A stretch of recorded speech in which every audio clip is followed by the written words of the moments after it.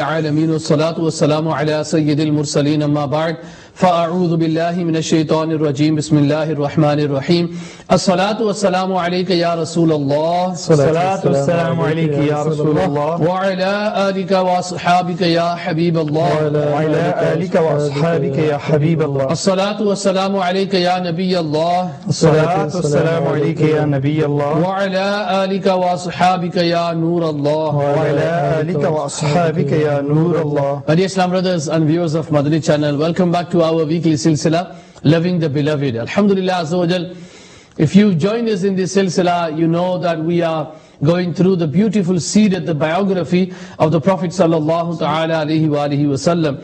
And inshallah Azza wa Jal, this biography, the more you read into the life of the Prophet sallallahu alaihi wasallam, the more it opens the doors of love for the Prophet sallallahu alaihi wasallam. Amazing life and amazing biography, alhamdulillah azza wa jal. And this is what the beauty of Islam is. And some of the scholars, they say that love of the Prophet sallallahu alaihi wasallam is the foundation of your deen, your foundation of your iman. And alhamdulillah azza wa jal, this is what we are trying to do. We are trying to take out the biography of the Prophet sallallahu alaihi wasallam, present it to ourselves and yourself, and so that we can try to love the Prophet sallallahu alaihi wasallam more than what we are loving now. And inshallah azza wa jal, no doubt, alhamdulillah, your views that are coming there, your expression of love, and alhamdulillah azza wa jal, what you are learning, your feedback is much appreciated. And inshallah azza wa jal, my dear Islam brothers and viewers of Madani channel, if this is the first time you are joining us in this silsila, then let me just tell you that we are, alhamdulillah azza wa jal, going through the biography of the Prophet sallallahu alaihi wasallam. Today, inshallah azza wa jal, we'll be talking about the 9th year of Hijrah. We've been talking about the 9th year of Hijri for the couple of weeks because very alhamdulillah, important events that took place. We're going to be talking about the Battle of Tabuk today, and we're going to finish the 9th year of Hijri, inshaAllah azza wa jal. So stay with us. There's no need to flick on the TV channels. Alhamdulillah, you're in the right place now. Leave everything alone and stay with inshallah azza wa jal. There'll be many beautiful Madani pearls that we are going to learn. May Allah Ta'ala give us all the ability to speak the truth and to act upon the truth and to love the Prophet sallallahu alaihi wasallam as we have been commanded. Let's start our silsila as always with the beautiful recitation of the glorious Quran. أعوذ بالله من الشيطان الرجيم بسم الله الرحمن الرحيم لا أقسم بهذا البلد وأنت حل بهذا البلد ووالد وما ولد لقد خلقنا الإنسان في كبد أيحسب أن لن يقدر عليه أحد يقول أهلكت مالا لبدا أيحسب أن لم يره أحد ألم نجعل له عينين ولسانا وشفتين وهديناه النجدين آمنت بالله صدق الله العظيم. Subhanallah. MashaAllah Azza wa Jal. Without any delay, we're going to go straight into the topic because inshallah azza wa jal, our silsila will be, and normally as you know that our silsila alhamdulillah azza wa jal, it starts at 8 o'clock, but because mashallah azza wa jal, we were watching the beautiful Madani Muzakara of Amir Ahl Sunnat, and that's just finished now, so alhamdulillah that is why we've come on air now. But normally our silsila is at 8 o'clock, but inshallah azza wa jal, we're here with you till 10 o'clock, so please join us right till the end. If you've got any messages that you want to give us, any views that you want to give us, no problem inshallah. You can see the number at the bottom of the screen. Gives your messages inshallah, WhatsApp messages, WhatsApp voice messages inshallah. If possible, we can play them on live on Madani channel. MashaAllah, we have Shabazz Bey as always, and we've got Harun Bey mashallah all the way from Bolton in the silsila. And today, last week we were in the studio in Bolton, and this week inshallah you are joining us in the studio from Bradford. Shabazz Bey. But of Tabuk we were discussing for a couple of weeks. So if you can start us off, and inshallah we'll join you. Alhamdulillahi Rabbil Alameen, wassalatu wassalamu ala Sayyid al-Anbiya wal Mursaleen. Amma ba'd, fa'udhu billahi minash shaitanir rajim, bismillahir rahmanir rahim. Now starting off, we did that 2 weeks ago, and alhamdulillah we've said we've mentioned quite a lot on this battle, the Battle of Tabuk. And we also mentioned that there was actually no battle which took place, that there were just many events which took place at the time of the Battle of Tabuk. Many events which were extremely important and had many morals and a lot of things we could learn from these events. So this is why it's taken so long to discuss this battle, or this event took place in the 9th year after Hijri. A quick overview, we spoke about firstly the Prophet ﷺ asking for donations to finance his army. We also mentioned that this was an army of approximately, which Ibn Ishaq mentioned, 30,000 Muslims, which was the greatest, the biggest ever Muslim army. You know that the Prophet ﷺ, when they participated in a battle, that battle was known as a ghazwa. And this is the last ghazwa of the Prophet ﷺ, before the Prophet ﷺ leaves this world. Now when the Prophet ﷺ asked for donations, we also mentioned about the Masjid al-Dirar, the events which took place, that which was built by the hypocrites, and also the story of Hazrat Abu Bakr Siddiq, Hazrat Umar Farooq, Hazrat Uthman. But another great one which we miss out was a companion by the name of Hazrat Ulba. Ulba with a Ulba. Okay, Ulba, mashallah. Hazrat Ulba, he was a companion who had totally nothing to give to the Prophet ﷺ. We mentioned that there was one companion who gave the Prophet some water, but this is Ulba, there was nothing he possessed to give to the Prophet ﷺ. So when that companion did give that water to the Prophet ﷺ, and remember we mentioned about a hypocrite, he began to say, what need does the Prophet ﷺ have of this? You know, your family has more need than the army does, you might as well keep this. It said that this companion, anhu, he stood up and he said that, Ya Rasulullah, I have nothing to give you, but I give you my respect, my honor and my dignity, and I will protect you from those who irritate you, referring to these munafiqun. And the Prophet ﷺ said, I have accepted your charity. And you know, the thing is, it's the niyyat, Harun bhai, you know, the intention. Even though the Sahabi radiyallahu anhu didn't have anything physical to give to the Prophet ﷺ, look at the dua, the Prophet, he accepted what he said. And this is what we need to do, and this is what, you know, innamal a'malu bin niyyat, all your actions depend on your intentions. So it's interesting from what Shahbaz Bhai said, that it's the thought process of the people. You know, you can have the right thought processes and the wrong processes. For example, the munafiq who got up and said, why are you giving this water to Rasulullah sallallahu alaihi wasallam? Yet the Sahabi Aka sallallahu alaihi wasallam was filled with so much love that that was the only thing he had. Subhanallah. And there was the famous waqia, and this is at the time as well, where Aka sallallahu alaihi wasallam was on the journey, and Aka sallallahu alaihi wasallam's camel Mubarak became lost. So it was lost. The people began searching for it, and a munafiq by the name of Zayd bin Lasif, he said, Na'uzubillah, if Muhammad sallallahu alaihi wasallam says he is the Prophet of Allah and that he receives wahi, how does he not know where his camel is? And as a result, Aka sallallahu alayhi wa sallam later said to his companions, I mean, he said this, and this is the wrong sort of these people. Aka sallallahu alayhi wa sallam said to the companions, go to such and such a place, my camel, its reins are caught in a tree, go and release it and bring it. And when the Sahaba Ikram got there, they say that we went to the valley that Rasulullah sallallahu alaihi wasallam identified, we found the camels, we saw that its reins had been caught in a tree, exactly the way Aka sallallahu alaihi wasallam described. And you know, this just, you know, when we said that we learn from these waqiyas, don't they? Now this waqiyah is, you know, for example, someone will go to an alim deen, a scholar, and they will ask him a masala, and the Imam Sahib, Maulana Sahib, he will say, well, you know, come back tomorrow. Here we start to make judgment. He doesn't know anything. You know, our Imam Sahib doesn't know, or this Imam Sahib doesn't know. But this is what the Prophet ﷺ has shown us, that if you don't know, you shouldn't be speaking. I would like to, I'd like to go back a little bit. Again, you mentioned intention.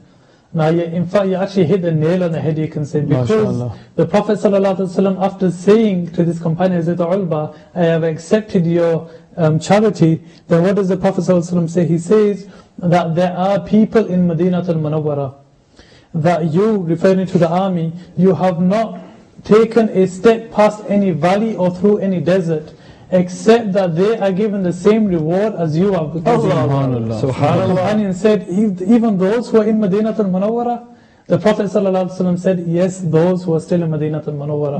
What does this show, subhanAllah, that the intention is what it's about. And then another hadith of the Prophet sallallahu alaihi wasallam, Niyatul mu'min khayru min amalihi. The intention of a believer is better than his action. It's weak-mindedness, because when a teacher asks the student a question, it doesn't mean that the teacher doesn't know the answer. You know, in the Quran, Allah Azza wa Jal asks Sayyidina Musa alayhi salam, what is in your right hand?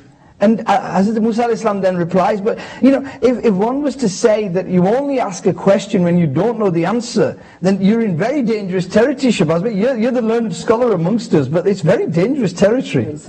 Me as a teacher, I have a lot of experience with this. Why? Because I ask my student, did you do such and such thing? Although I've seen him do it myself. But even then I'll ask him, and you as parents, me myself, I've not experienced that, but as parents you'll probably say to your child, did you do this? Although you may have seen him do it, and it doesn't show ignorance, it doesn't mean that you do not know about it. But rather you want to show him that yes, you do know about it. It's just like, if you take it to that context, it's like Allah Azza wa Jalla on the Day of Judgment asking the companion, the prophets of Allah, did you pass my message on to them? Ma'azallah, do we believe that Allah didn't know?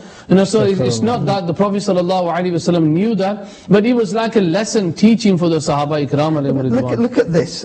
This hadith of Barakah that I mentioned. The Aka sallallahu alayhi wa sallam sent the people, and this began looking for the camel of Rasul. Now how great would they have felt, the Sahaba Ikram, who every moment of their life evolved around the love of Rasulullah sallallahu alayhi wa sallam. So they're searching everywhere. Now the best of creation is seeing that love and everything else. Aka sallallahu alayhi wa sallam, obviously with the knowledge that Allah has granted him, knows where the camel is. It proves that I know where my camel is. But look at the love these people have for me. It's just amazing. Mashallah, moving on. We were talking about the story of Hazrat Ka'b ibn Malik. Now today, inshallah, previously we were talking about the journey. Inshallah, today we'll talk about the events whilst the Prophet ﷺ was at the place of Tabuk, which is nowadays towards the northern Arab Sharif, Jaziratul Arab. We were also talking about the story of Hazrat Ka'b ibn Malik.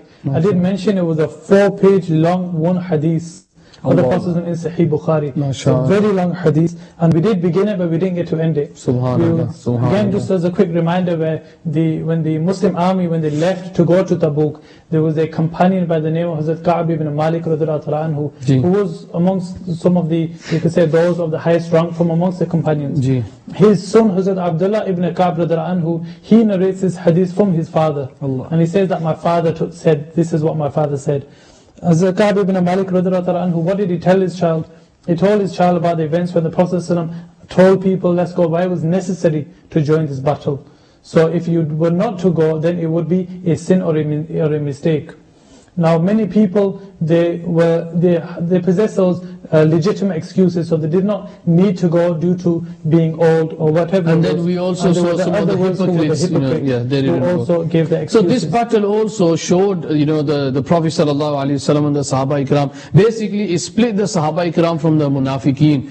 Who were the Munafiqeen? Exactly, it did, because Hazrat Ka'b ibn Malik anhu, he mentioned this in this nail on the hammer, whatever you said before. Hazrat Ka'b anhu himself mentions this in this hadith, and it's so, subhanAllah, so beautiful. He says that the army, they left, and we mentioned as to how they were delaying, and he kept on delaying it, and we also learned from procrastination. You should not procrastinate, you should not delay things. Hazrat Umar who says, don't leave the work of today until tomorrow. Unfortunately, this is something we do a lot. Hazrat Ka'b anhu, sorry, I just want to stop there. One of the things, Harun Bhai, that our youngsters, chill out, man, what's happening? Chill out. And this is what we're doing, chill out. Or like you said, it's important that we do our things now rather than leave them till tomorrow. But we've got such a laid-back attitude now that, most of our stuff is like delay till tomorrow. Or we'll do it later on. Chill out, man, we'll do it later on. The funny thing is, if you were to give somebody, again, I'm talking from experience as a teacher, if I was to give a student... we are your students, man. No problem. If I was to give a student some work and I was to say, this you need to hand in next month, Or even if I was to say to next year, they will leave it throughout the whole year, and on the last day, Same with those who are, who have the deadlines, university. We see the exact same things where they've got a deadline for such and such time. You say, that's it, my deadline is tomorrow. So they leave all the work until the last minute. This is something which you should not do. Either way, they must do it. So why not do it now and then save that worry and the anxiousness for later. Beautiful Madani schools. Coming back to the story of Hazrat Ka'b ibn Malik radhiyallahu anhu, after the army had left and then when the Prophet ﷺ returned, the people again they began to line up and give their excuses. And we mentioned that when the Hazrat Ka'b radhiyallahu anhu, when he approached the Prophet ﷺ, subhanallah, he says that Sallamtu alayhi sallallahu ta'ala wasallam, and he says فَلَمَّا sallamtu, when I gave the Prophet ﷺ salam, لَمَّا sallamtu alayhi tabassama tabassumal maghdab. Subhanallah. Now when I gave salam to the Prophet ﷺ, the Prophet ﷺ smiled, and he describes this beautiful smile of the Prophet ﷺ, that was a smile of an angry person. Subhanallah. Although the Prophet ﷺ was angry, yet the Prophet ﷺ smiled. And then he asked Hazrat Ka'b as to his excuse, and Hazrat Ka'b radhiyallahu anhu, he says, I have no excuse. And the Prophet ﷺ then said to him, he said, قُمْ حَتَّى يَقْضِيَ اللَّهُ فِيكَ, that you stand and go now until Allah subhanahu wa ta'ala decides what shall happen with you. Now when Hazrat Ka'b ibn Malik radhiyallahu anhu, he stood from that gathering and he left, he said that the people from Banu Salma, who was from the Banu Salma, that his fellow tribesmen, they began to follow him, his fellow tribesmen, they began to follow him. And they said, why did you not just give an excuse? Why did you not lie like the rest of them? You would have saved your honor. You've never committed a sin until now. And he says that I was actually, that their words had affected me so much that I was very close to going back to the Prophet and giving an excuse and lying. That's why, just imagine how important it is to have good friends. Maybe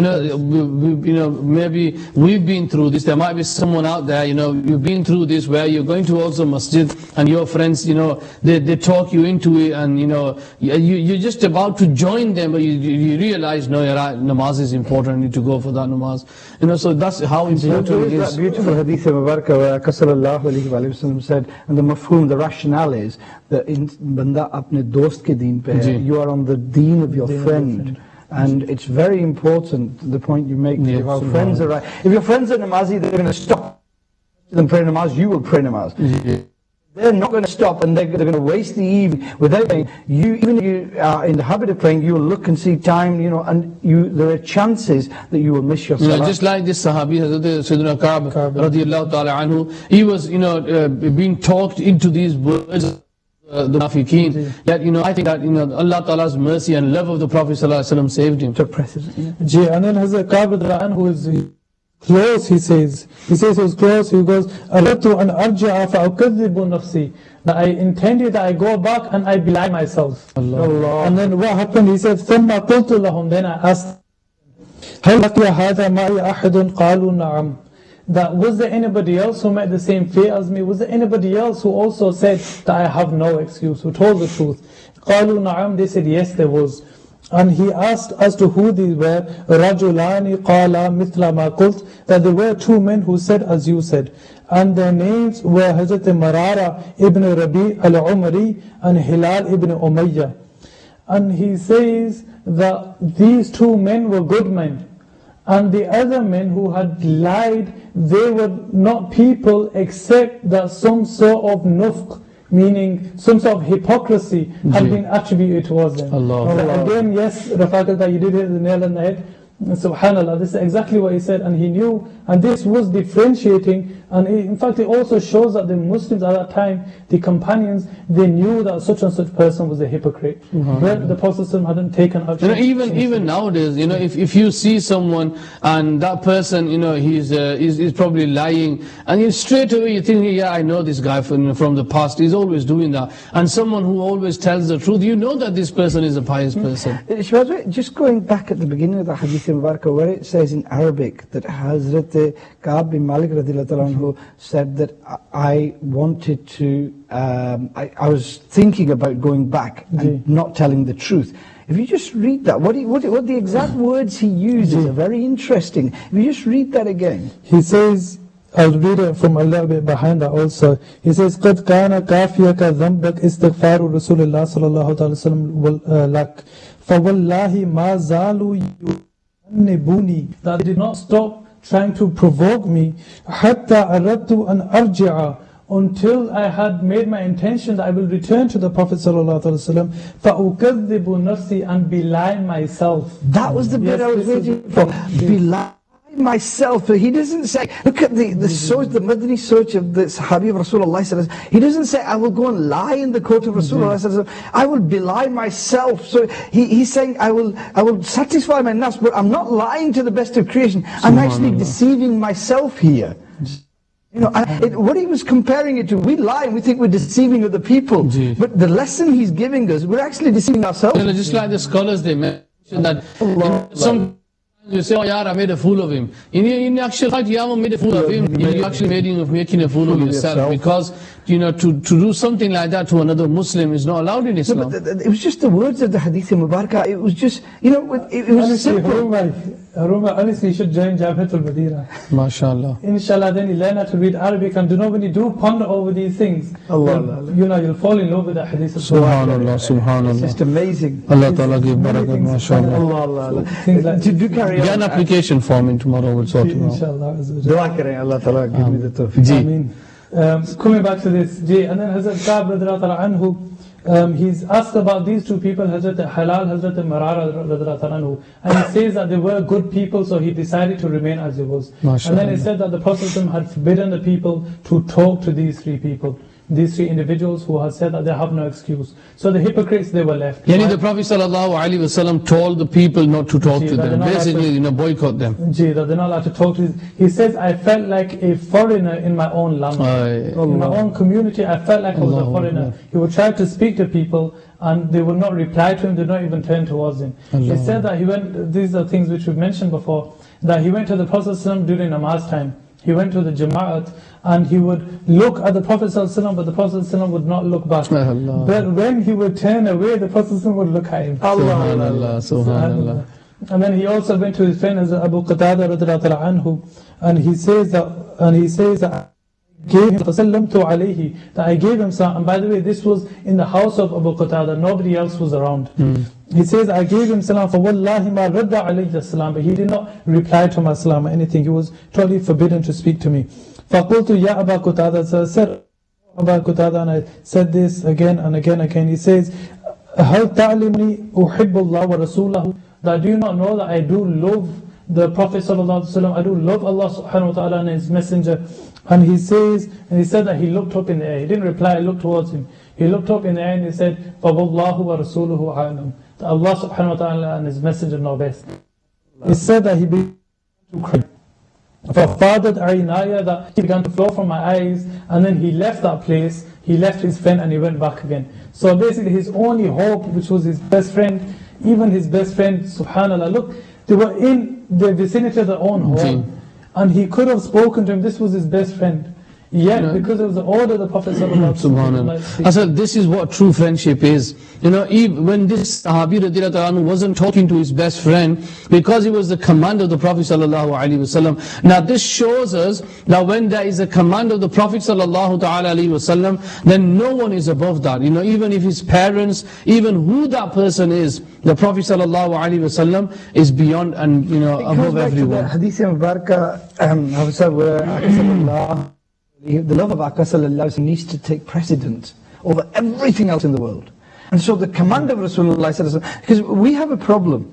We claim to love Rasulullah, but we then struggle to follow the commands. And what the Sahaba Ikram taught us was that when it comes to the love of Rasulullah and the commands of Rasulullah, puri dunya ek taraf ho jaye. We will not defy the commands of Rasulullah. There is a poem, wo jo na the to kuch na tha, wo jo na ho to kuch na ho, jaan hai wo jahan ki, jaan hai to jahan hai. You know, so if the Prophet ﷺ, he is the life of this universe. And you know, that should be more important to us than anything else. You know, our Prophet ﷺ, and subhanallah, you know, the Sahaba Ikram. So what happened next? Because this is very exciting, isn't it, mashallah? I'm going to miss things out to finish off, because there's a lot of other things that also. We've got 20 minutes for this segment, so inshallah we'll be able to wrap Then up. Hazrat Ka'b ibn Malik, when he leaves from there, it's mentioned that there was a Nabati, which means a Christian farmer, who had came and he was looking for him. And he asked the people, where is Ka'b ibn Malik? And the people, it says, Yushiruna, that they point or they indicate towards Hazrat Ka'b ibn Malik that he's over there. And this Christian, he gives him a letter which was from the king of the Ghassanids, which was the northern, towards the northern, where Tabuk was further up north, and the friends of the Roman Empire, who also very closely affiliated to the Romans. The king of the Ghassanids, he said, he brought a letter to him, and then he read this letter. Subhanallah, again, it's beautiful. I'm not going to read all the Arabic, but what he says was, the king said, I have heard that your friend, referring to the Prophet ﷺ, he says, Jafaka, that he has left you, he has not been good to you. And he says, come and join us, and we will be good to you, we will respect you, we will show you some respect. Subhanallah, it's so beautiful. What does he do? What he does is, he closes the letter. He says that This letter was written to Ka'b. It was a Ka'b ibn Malik anhu. After finished reading the letter, he says that when I read this letter, and after having read the letter, I ripped this letter up, I took it to an oven or some sort of, where there was fire, stove, and I burned the letter. And I said, this must be a test from Allah subhanahu wa ta'ala. Subhanallah, this is the iman, honestly. Allahu Akbar. Can you imagine the grief that they were going through? That the enemy of Rasulullah is now writing to me, and that inside must have been really hurting them. That not only am I now stuck in a state where Rasulullah is not speaking to me, the Sahaba Ikram are not speaking to me, but now the enemies of Rasulullah are calling me to that side. Just imagine how hard the shaitan's working, innit? It also shows their faith in Allah subhanahu wa ta'ala and the love for the Prophet. If anybody was to totally cast you out or to boycott you, you would hate that person first. You would hate them. But then any chance to join the enemy, you would be more than happy to join the enemy. Islam, alhamdulillah, such a beautiful Madani pool, yeah. Now, whatever happens, if people leave you, and they are your friends, they are your loved ones, this is an example, like an example of parents. We might be in our teens, and we're growing up now, and our parents have said something to us, and you're in the angry state. And I met with Harun, but you met with so many people. I met with a youngster, and he says, that's it, I'm not going to go back home. My dad, he hit me, this is what he said to me. And again, if you come back to this hadith of the Prophet ﷺ, why he did all that is because he loves you. So why did the Prophet ﷺ, on one hand, the hypocrites came to the Prophet ﷺ, they lied, and he says, okay, go. So they thought that, we've lied and we've done it. But this Sahabi, by speaking the truth, the Prophet ﷺ said, right, I'm not speaking to you. It wasn't because of hate. That was the love of Rasulullah sallallahu alayhi wa sallam. This is like Shabazz Bhai mentioned that the Prophet sallallahu alayhi wa sallam would look like him, he would smile. So that was a test for him, but it was actually the love of the Prophet sallallahu alayhi wa sallam. There's another very important, Shabazz Bhai, and a subtle point here, that this amazing Sahabi of Rasulullah sallallahu alayhi wa sallam. What happens with us is, when Allah Azza wa Jalla is gifting us and blessing us, we're reading namaz and we're trying to do everything, but as soon as we're tested, everything falls apart. And our mind starts to go off, and our loyalties change. And people say, well, I used to read namaz till I had problems, but then because of my problems I've stopped, and all this thing. But if you learn the lesson from this waqia, that this is a tough time. Even the enemies are calling them, but yet they're so steadfast in the love of Rasulullah sallallahu alaihi wasallam, that even though they're outside, nobody wants to talk to them, they are still there, stood, waiting for Aka sallallahu alaihi wasallam to turn towards them. And then it said that 40, 50 days, nobody is talking to Allah for this amount of time. That's and like then 2 a messenger months comes. almost. Yes, almost 2 months. And then a messenger comes. And guess what that messenger has to say? You must leave your wife, or you must tell your wife to leave you. Allahu Akbar. So it's hardship after hardship. It said that the greatest of people have the most difficult of tests. Allah. So this shows that the companions, they were no doubt the greatest of people. No doubt. Who can, so such a test, Allahu Akbar. Not many people are able to pass this. So he was told that he must tell his wife to go away. How does he reply? He says, should I divorce her, or should I just send her to her parents? Allahu Akbar. Of all things, he didn't say nothing back. He just quickly asked, do you want me to divorce her or send her back to her own parents? Allahu Akbar. Mera kasoor kya hai? What's my fault? What have I done? It wasn't that serious. Nothing like that. Allah. Again, moving swiftly on. And then after another 10 days or so, it's mentioned that now after 2 months, after 60 days, it's said that a person, a caller, goes up to the mountain. I can't remember the name of the mountain. It's written somewhere here. And he begins to call, and what does he say? He says, Ya Ka'b Abshir. This is all he says. He says, Ya Ka'b Abshir, that, oh Ka'b, good news to you. He didn't say nothing else. He didn't say what the news was or anything like that. He said, good news to you. Allahu Akbar. Ka'b ibn Malik radiallahu anhu, he falls down into sajda. Allah. Thanking Allah subhanahu wa ta'ala. This shows that there was only one thing on his mind all that time. If there was good news, there's only one thing which could be good news for him. That's that he has been forgiven. You know, these days, our youngsters, the parents go through so much. Yeah. But, you know, little bit of things, that parents dislike something, or that there is an argument or something, and what the children say, well, you go your way, I'm going my way. That's what they do, don't they? Don't want to know you anymore. You're not looking after me. And yet, this lesson that this beautiful companion Rasulullah gives us is that 50 days, having given up everything, 60 days. And then it increased to 60, and yet all the time he stood there waiting. You know, these parents raised us from childhood when we can't even drink water ourselves to make us strong and healthy and Juan, you know, young men. Some of the parents, I've known, and many viewers, who are watching this silsila, they might be the parents themselves. You know, there have been cases where a child is born, he's ill, he's life-threatening things, and the parents, their life totally changes. Why? Because of one child. But same, just imagine if that child grows up and now he turns around to the mother and father and he says, what have you done for me? You weren't in your mind when your parents went through all that. No, but it really hurts you, when this happens. It's very easy. These days what they're saying is, you go your way and I'll go my way. And yet the lesson for us is this, that this is a companion of the best of creation, sallallahu alaihi wasallam, who has been put through a test, and as Shahbaz Bhai said, he comes out of it so amazingly strong that, his ranks, it's one of those amazing things where he's in a situation because of something that he's done. But because of his patience and endurance, he comes out of it at a rank which is much greater than when he started. SubhanAllah. Again, coming towards the end, in fact, it's mentioned that immediately after the person who called out, he said good news, another person came on a horse and also gave him the good news. And then the person who came on the horse and gave him the good news, he said that he had 2 pieces of cloth and he gave both of these pieces of cloth to him. Now the question may arise that previously we said that he had camels, he had so much luxury. Where did that go now? SubhanAllah, which shows that in a matter of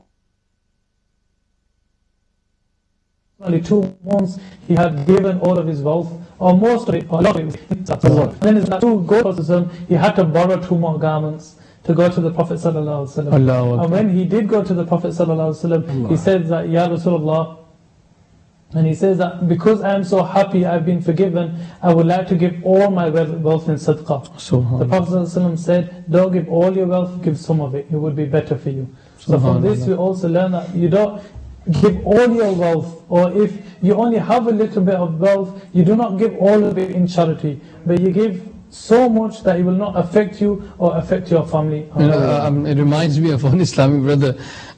He could find a job. So he goes, please offer I get a job. So alhamdulillah, he got a job and he goes, right, my first wage will be for Dawat Islami. Okay. So he worked, for the whole week. He got his first wage. He gave it to the brothers, Islam brothers. On Monday he got sacked. Yeah, so all the week he worked, he got sacked. He goes, right, make dua, Allah make you come there. My first wage will be Dawat Islami. You know what? You keep your first wage in there. And guess what happened? He got paid on Friday, he got sacked on Sunday. Allah.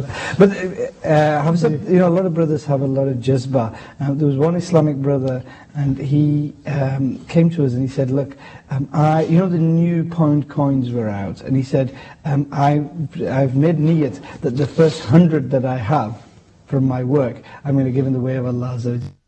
They get needy about it. Alhamdulillah, especially now in the month of Sha'ban and then the month of Ramadan that's fast approaching us, we should make intentions to give sadaqah. And one beautiful thing that we learn, even when you're in a problem, like you mentioned before, when people are in problems, all these things are secondary for us now. A lot of people, you say, yeah, well, what's the problem? I don't see you in the masjid anymore. Oh, what can I do, man? I've got this problem. Make dua, this problem goes away, then I'm going to go to the masjid. But Islam doesn't teach us that. The Sahaba Ikram, their life doesn't teach us that. Their life is that when you are in problem, that's when you increase your ibadat, you increase your sadaqah. And a very small point of it, okay, we usually give sadaqah when we're in trouble to help us.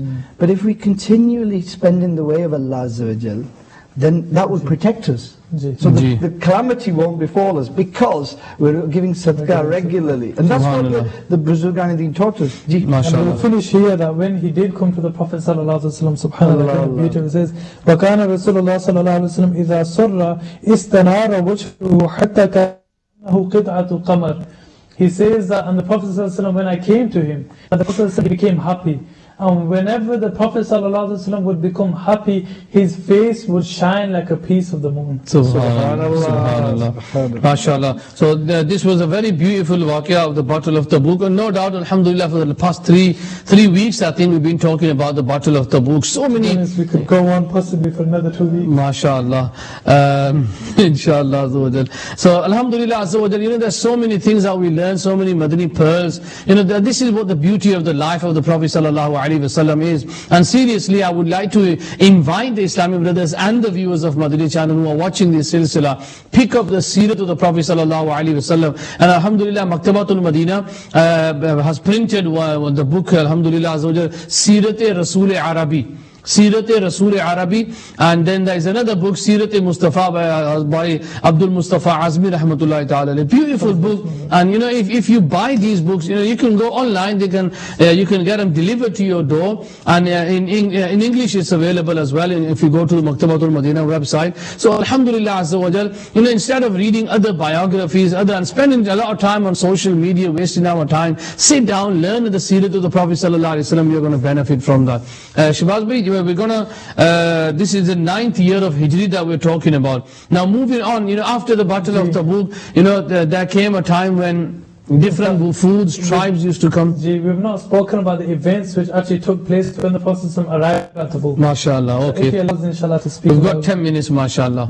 There were many khutbahs the Prophet ﷺ gave. There's also another beautiful story. I'll mention the beautiful story, and then if you have time, I'll mention the khutbahs. Subhanallah. There's a story, this is mentioned in Musnad of Imam Ahmad ibn Hanbal anhu, which is a massive book of about 30 volumes. This is hadith number 15,655, where it's mentioned that a man from the tribe of At-Tanuch, from Hims, or today's Homs, Damascus, Syria, a man by the name of, this is At-Tabi'i radhiyallahu anhu, by the name of Sa'id ibn Abi Rashid radhiyallahu anhu. He says that I met my neighbor, who's At-Tanuch. At-Tanuch is you could say a Christian from this tribe, and it's mentioned that this person, he was 100 or so years old, and he was from the tribe of, from the place of Sakaka, the name of the place was. And it said that he asked him about the letter which the king of Rome, Heraclius, sent to the Prophet ﷺ. Now if you remember, many months back we spoke about one letter the Prophet ﷺ sent to him. But this was another waqia, it was a different waqia. So this man is, some say he was a Muslim, so he became a Muslim, some say he was not a Muslim, this Tanuhi. He begins to tell him the story, and he says that when Dihya Qalbi radhiyallahu anhu, when the Prophet ﷺ sent him sent a letter to Heraclius, Dihya, the Heraclius of Rome, he addressed his people, all the honorable people, he brought them to, you could say, some sort of room or a courtroom. He began to address them, and he says, you have seen how the Prophet ﷺ has gained so much success over the years. And you know, and he has given us some conditions. He has invited us towards Islam, or to pay the jizya. And he says that if you don't, you know that he will, that which is below our feet will belong to him in the future. This, the Heraclius, the king of Rome, is saying this.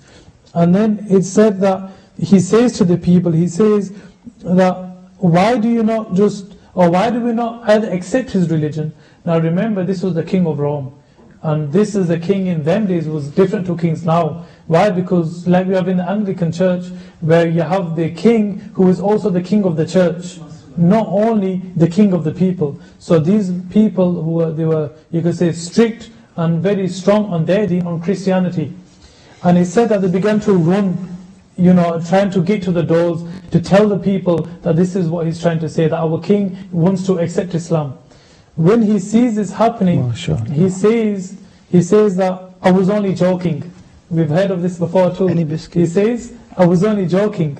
We should not accept his religion. Let's just stay as we are. And then when the people leave the courtroom, he asks for an Arab, somebody who's fluent in Arabic, and that's when this Tanuhi is brought to him. The king gives him a little letter or a risala, some sort of, he's mentioned a book or a letter, and he says, take this to the Prophet, or says, take this to Muhammad sallallahu alaihi wasallam. He also says that whatever you listen to, you can forget whatever you wish to forget. But remember 3 things. Never forget if he makes mention of these things. You must listen and see if he makes mention of any of these 3. Which 3? The first, does he mention the letter he has written to me? This is number 1. Number 2, when he reads the letter, see if he mentions something about lightness or darkness. Number 1 was, did he mention about writing any letter to me? Number 2, does he mention anything about lightness or darkness? And number 3, look for an amazing sign on his back, or a mark on his back. The back of the Prophet ﷺ. So he says, when I went with the Risala to the well of the books of the Prophet ﷺ and the companions, this was approximately about 10 days. It stayed there for 20 days. This was a few days after that I arrived there. He says that I went to them and I asked them, who is Muhammad, who's the Messenger of Allah? Subhanallah, it's beautiful. It shows that normally a king, you can see a king from afar. Why? Because the Prophet was dressed and sat in the same way as the rest of them. Subhanallah. And today you can see the reflection on Amir al-Sunnat. Subhanallah. So he says, I went and I took this Risala to the Prophet. The Prophet put it aside. The Prophet did not read this Risala. And then the Prophet asked him, he says, where are you from? He says, I am from Tanuh, which is the name of a tribe. The Prophet said, why do you not embrace Islam, as it is the religion of your father, Hazrat Ibrahim alayhi salam? He says, because as an ambassador, I am an ambassador for Rome. As an ambassador, I should not leave my religion, but I will consider it later. And then it said that the Prophet began to talk to Tanuh and the rest of the people. And he says that, O you person of Tanuh, I wrote a letter to the Khosrow of Persia and he ripped it. So Allah subhanahu wa ta'ala had ripped his kingdom. Allah. He says, I wrote a letter to the king of Abyssinia and he ripped it. Now you're going to be asking questions. But how did the king of Abyssinia rip it? This is referring to a different king of Abyssinia, the son of the king of Abyssinia, Najashi. This was his son. Now Najashi himself had accepted Islam. But after Najashi had passed away, his son was not a Muslim and he began to revolt against the people and there was a civil war and his son was killed. Allah. So there his kingdom was also ripped. And then it mentions that, and I sent a letter to Heraclius. So this is point number 1, where he says that, remember these 3 things. What was 1? That did he mention any letters? So he said, and I sent a letter to the king of Heraclius. He did not rip the letter, but he kept it safe. So Allah subhanahu wa ta'ala shall lead his kingdom as long as there is some good in his people. Allah. So it's mentioned that he takes his arrow out of his, I can't remember what you call it, I think it's called a quiver or something, and he scribbled it on his parchment and number 1. I thought you said iPad. No, iPad. And so he made that this person, that the Prophet has mentioned the letter to Heraclius. And then he says, sorry, what I was going to say is, look at how people are dealt with who have some respect in them. You know, you will correct me, but when the magicians came in the court of Hazrat Musa alayhi salam, and they said, they paid respect and said, will you throw first or shall we? And they give Hazrat Musa alayhi salam that respect. The ulama Ikram say that it was because of that respect that Allah Azza wa Jal granted them Iman. Now here, we gain a lesson of that, because the other kings had torn the letters, but this king respected the letter, and as a result of that respect, he gained benefit. Subhanallah. Did he, we're running out of time now. If you give me 3 minutes, inshallah, I'll try to finish this. Ji, and then he said that, do you have anybody to read out to you on the Prophet called as Amir Muawiyah radiallahu anhu, who was a great companion, but because we don't have much time, inshallah, maybe next time we speak about Amir Muawiyah. So Amir Muawiyah radiallahu anhu was a scribe of the Prophet, and he would read out to the Prophet sallallahu alaihi wasallam. And the Prophet then read that letter.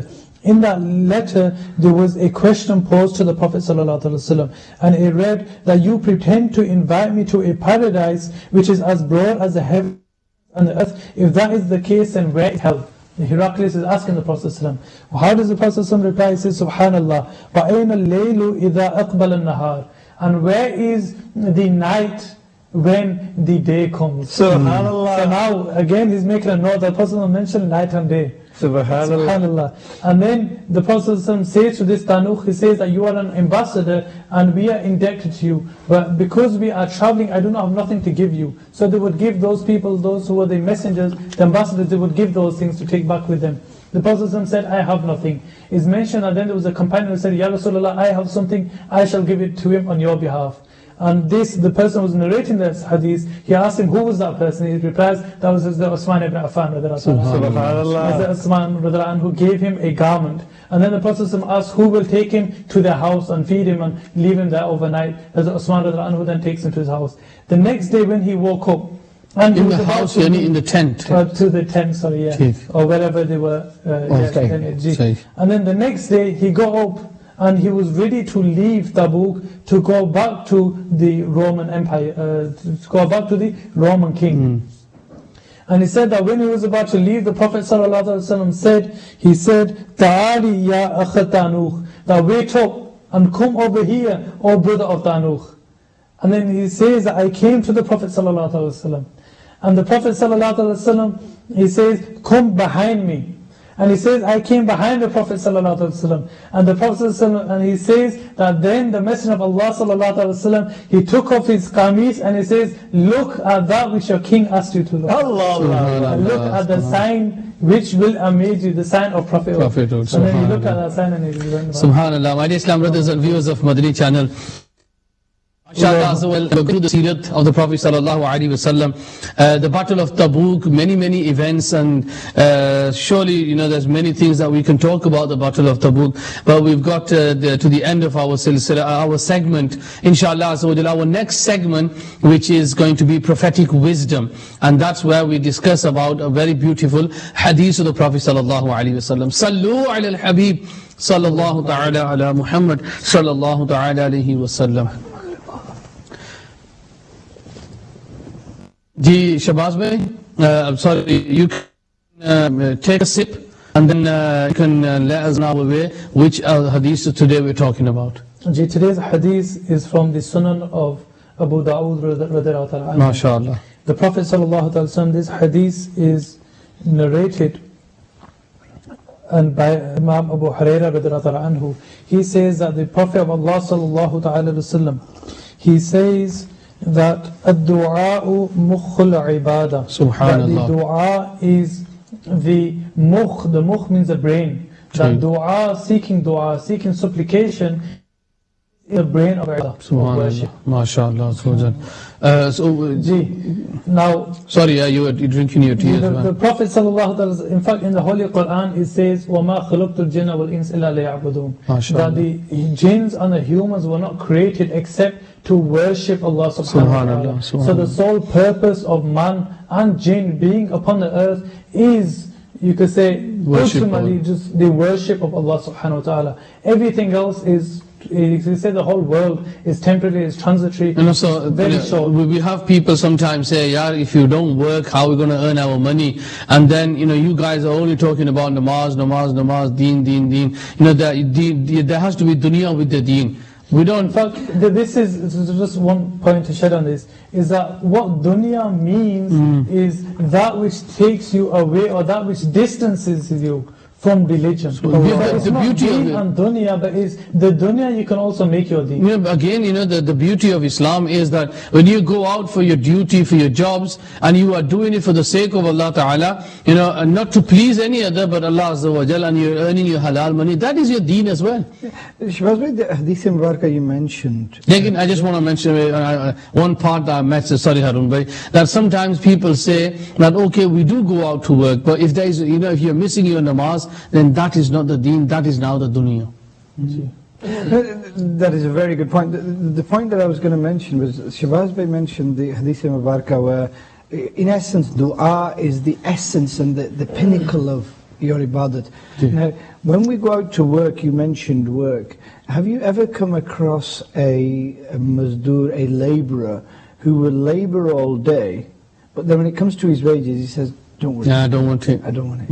Now, this is what we do though. You see it in the masajid as well. We will stay, we will pray, and then when it comes to dua, we don't even make dua. Again, Harun bhai, the thing is when you're making dua, we lift our hands, and we're talking to people, 2 minute mein achna na kahi dua kar rahe hain imam. And again, you're not making that dua. There's rights and there's rules of making a dua. And then, like you said, if the dua is brain of the worship, we've done everything else. Now the important part, that we are asking from. And Allah Ta'ala mentions in the Quran that ask from me, I will accept your prayer. Ask from me, I will give you more. And the more you ask from the Prophet sallallahu alaihi wasallam, Hadith Pak mafhum is that don't ask Allah Azza wa Jal for Jannat, ask for Jannatul Firdaus. Subhanallah. Ask better than, so Alhamdulillah Azza wa Jal, now it's time to ask Allah Azza wa Jal. some people have said that they have, Shahbaz bhai, a set system, because they recognize the importance of dua.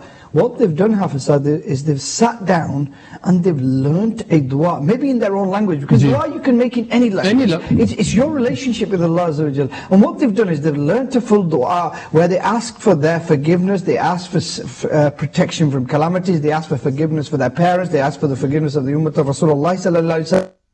They seek the wasila of the Sahaba Kiram, the Rasuls and Nabis, Aka sallallahu alayhi wa sallam, the best of creation, and they use all of that. And they have a set, alfaz unhone yaad kiye hue hain. So after every namaz, they will go through that routine, and that's brilliant, because they are covering everything. They are asking for Jannatul Firdaus, and because they've set it up, after every salah, they are covering everything, they gain the blessings.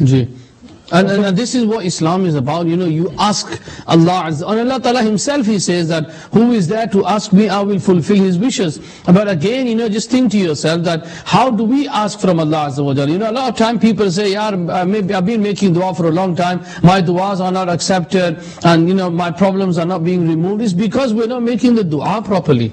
But the encouragement of dua, we've just gone past Shabi Bara'at, yes? And there is the beautiful Hadith Mubarakah, where the Creator of the heavens and the earth, in a manner befitting His Majesty, is in the lower heavens, His mercy descends, and there is an announcement made. Hai koi dua mangne wala? Is there anybody who will make dua in my court? I will accept his dua. Subhanallah, the Creator of the heavens and the earth is ordering you. Allah Azza wa Jalla is saying, ask me, I will give you. Or we complain we're missing this, or we've got this calamity. When was the last time, pray Fajr with Jama'at and make your du'as. Zohar, Asr, Maghrib, Isha. Now the month of Ramadan is coming, Now sometimes we say that, look, we can't wake up for tahajjud, because that is the best part of the night where your du'as are accepted, at the time of tahajjud. And just imagine, in Ramadan we get the opportunity, because we are awake at the time of tahajjud, because we are going to do sahri. So that is the time when you wake up, now you should try to offer your tahajjud namaz, you should, and this is where I'm saying where time is for tahajjud. I'm going to interrupt you there. If you look at what Amir al-Sunnah Damat Barakatuh al-Aliyah has taught us, in accordance with the sunnats of Rasulullah, and these were sunnats of Aka sallallahu alayhi wa sallam that we were far away from. Every moment, you come out of your house, what does Amir al-Sunnah Barakatuh al-Aliyah teach us? That Aka sallallahu alayhi wa sallam taught us the dua for leaving the home. You get into your car, you're driving, and then Aka sallallahu alayhi wa sallam taught us suffer. You know, Sallallahu Alaihi Wasallam gave us the barakats of Ayatul Kursi and the benefits of that. You get into the masjid, the dua. So every step of the way we are being taught du'as. When you sit down to eat, you are reading dua. When you finish eating, you are reading dua. There's a beautiful book that is on Maktabatul Madinah, Fazail Dua, written by Ala Hazrat Rahmatullahi Ta'ala alayhi's father, Maulana Naqi Ali Khan Rahmatullahi alayhi. And I would advise the viewers to read that book, Fazail Dua, available on Maktabatul Madinah website. You can be delivered to your house, or dawatislami.net. Read it and read the importance of dua, and also the manners and the etiquettes of dua as well. The hadith of the Prophet ﷺ, narrated again by Hazrat Abu Hurairah radhiyallahu anhu. He says, لَيْسَ شَيْءٌ أَكْرَمَ عَلَى اللَّهِ تَعَالَى مِنَ الدُّعَى. That is, there is nothing more honorable to Allah subhanahu wa ta'ala than supplication. And what about that person who does not supplicate? About that person, there's also another hadith which is mentioned, that person who does not supplicate, Allah subhanahu wa ta'ala, lam yas'alillah yaghdab alayhi. That whosoever does not ask from Allah subhanahu wa ta'ala, does not do dua, ask for supplications, Allah subhanahu wa ta'ala becomes angry with that person. So there's reward and there's so many blessings in asking for dua, but that person who does not ask for dua, Allahu Akbar, there is Allah subhanahu wa ta'ala's anger upon him. Aren't we weird though? I mean, it's a strong word, Hafiz Sahab, but aren't we strange that har kisi se kehte phirte, this is a problem I've got, that's a problem I've got, that's a problem I've got, and yet the creator of the heavens and the earth, Allah Azza wa Jal, your provider, is saying, ask me, I will give it to you.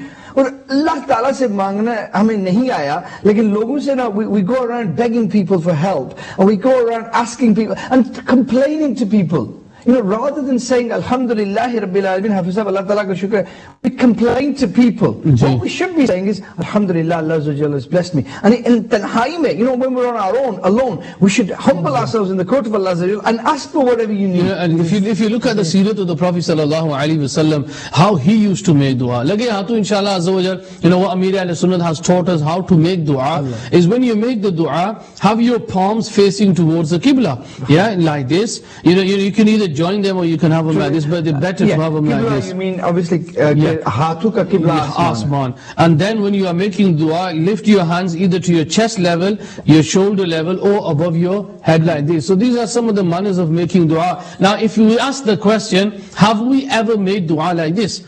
You know, we're making the dua, we're playing about with our phones, you know, we're answering people's messages, we're talking to someone, and or we're just leaning against the wall. People have their hands like this, they have their hands like this, and they're making dua. You know, you see people, I've said that, they've got their hands on their knees in masjid, and they're sat there like this, and they're making dua, and you think, you know, would you sit in the court, would you go to the king and ask him for something like this? There's a beautiful example one Muballigh he gave, and he goes, look, have you seen a beggar when he asks for people for money? He doesn't go up to you and goes, oh, give me some money. Yeah, or he doesn't look away from you and ask you for money. He looks at you. He starts to cry, you know, and then you feel sorry for him and you give it to him.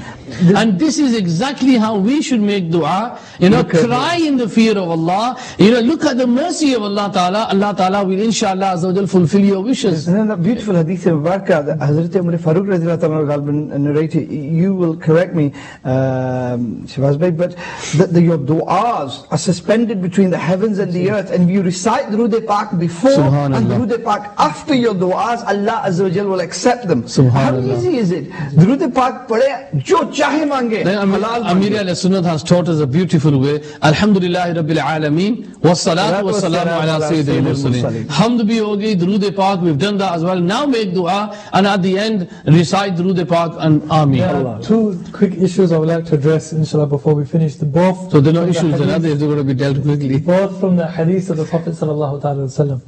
The one is a hadith, one about asking for dua at the times of hardship. Subhanallah. What does the Prophet ﷺ say? Man sarrahu an yastajib Allahu lahu inda shada'id wal qurab falyakthir du'a fi rikha.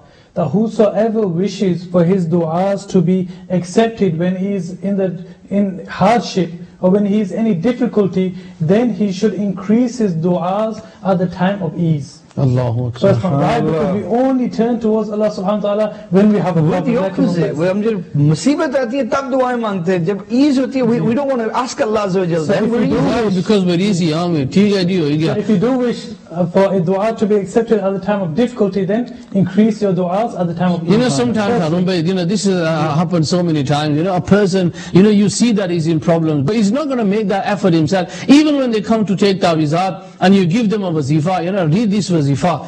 तो सुना पढ़ी सकने फिर खाना के नीचे ऐसा खाई उड़सा but that never happens. But again, you know, they're not prepared to read the wazaif themselves, they're not prepared to make the dua for themselves. What can you do? And then they say ajit dua kare tu sa. You know, we need to understand and we need to realize that Alhamdulillah Azza wa Jal, dua is a very important part of our deen, and we need to take this seriously. Well, some people will say that their dua is not accepted. And that's because of, you know, we've only got 10 seconds, we're running out of time again. 10 seconds? 10 seconds, seriously. No. This last one, it sums up what we've been saying. You know, there is a beautiful hadith of Mubarakah that Amir al-Sunnah Damat Barakatum al-Aliyah quotes in one of their bayans. And what they say is, today we turn to other people to make dua for us. The duas of the person who doesn't read namaz are not accepted, and nobody else's dua is accepted for him. So dua is such an important thing, Shahbaz Bhai. But if you are a bay-namazi, if you do not pray, your duas will not be accepted. Don't complain that my duas aren't accepted, because if you don't pray your namaz, your duas, and the best of creation sallallahu alaihi wasallam has told us that your duas will not be accepted. One of the fundamental things before your duas will be accepted is you've got to protect your salah. Subhanallah. My dear Islam brothers and viewers of Madani channel, we've run out of time. MashaAllah Azza wa Jal, some beautiful words of wisdom from Harun Bhai at the end there.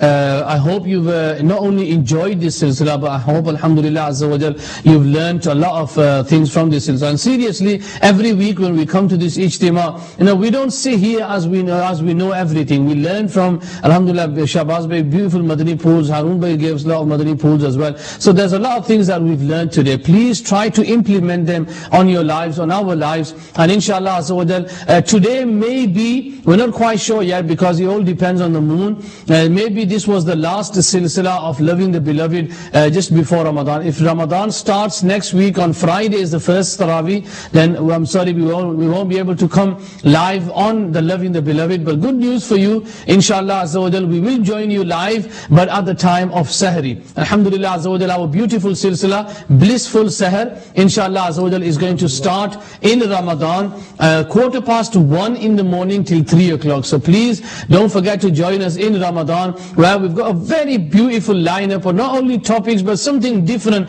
this time. I'm not going to leak out everything. You've got to watch that silsila. Please take care of yourself and keep watching Madani channel. Sallu ala al-Habib sallallahu ta'ala ala Muhammad sallallahu alayhi wa sallam.